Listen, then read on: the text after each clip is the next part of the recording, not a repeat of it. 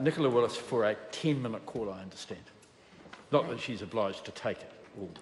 Mr Speaker, I rise to speak on the Accident Compensation Amendment Bill. I had the pleasure of sitting on the Education and Workforce Select Committee as we considered this bill.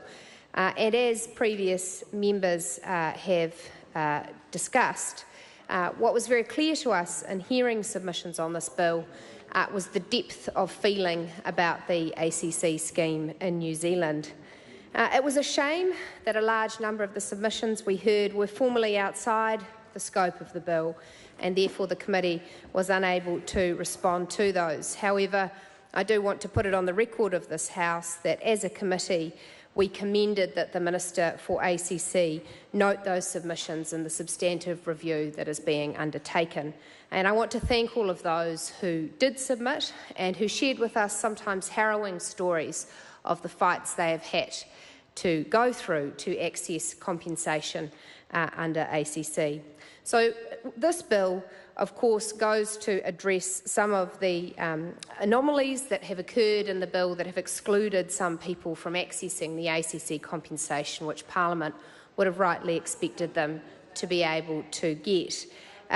We have had agreement across the sides of the House, and I'm not quite sure, therefore, why Claire Curran is addressing me now as I speak, because we have had agreement across the House that these are issues that should be addressed, these are loopholes that should be tied, and that we should ensure fairness in these provisions. She's addressing, Claire Curran is addressing me again, and I find this most flattering that my speech draws so much attention from her.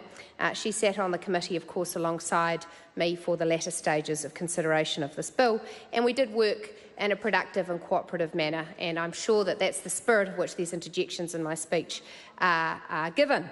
So in terms of the specifics of this bill, of course we have removing the requirement for ACC clients and their dependents to choose between weekly compensation and New Zealand Super or the Veterans Pension. This was an issue that we did discuss in some detail and that officials were able to advise on, a long-standing issue that this bill carefully resolves. Also, the issue of the gap for those who have been posted overseas, that their spouses or those in New Zealand can actually get access to ACC. And I think this is very important because across the Parliament we have a view that those who are serving our country overseas are doing us a great public service, that these are people who are in a sense being our great patriots, representing New Zealand offshore, being the flag bearers, the representatives for our people, and often serving us in ways that are brave and further the interests of New Zealand. So it has been a shameful anomaly that in some cases those people's partners, spouses, dependents have had difficulties accessing ACC, and it is positive that this can be addressed through this bill. We then, of course, have the provision allowing surviving spouses to receive up to 5 years of weekly compensation regardless of age. And similarly, this goes to the issues that we have heard about, where there was the blur between superannuation entitlement and ACC entitlement. And the simple principle here that Parliament agrees on is that you shouldn't have your compensation to ACC curtailed in these circumstances. And as Member Claire Curran has addressed, it disestablishes the Accident Compensation Appeal Authority. I think in considering this bill on the Select Committee, the reflection that I had was that when it comes to a scheme as complex as ACC, as far-reaching as ACC, and that actually there will always be loopholes and things in the Act that Parliament must be prepared to address as we are in this bill. And that's because we can never in this House predict the individual circumstances, tragedies and events that will unfold in people's lives and the particular circumstances in which they find themselves. And so as we see the ACC in action, in effect, it's appropriate that we take the opportunity to review it, to ensure that it's living up to our intentions of providing compensation to those who have suffered accident.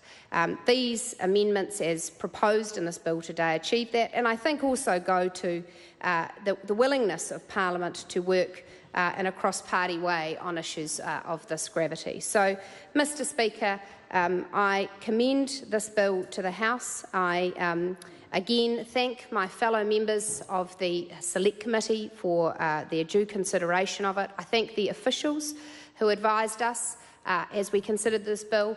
And in particular, I thank those submitters who with significant passion came and spoke to us about their experiences of the ACC scheme. We offered them our compassion, but in the future it is beholden on this Parliament, it is beholden on the Minister that there are further opportunities for their concerns to be addressed as they lay outside of the scope of the bill.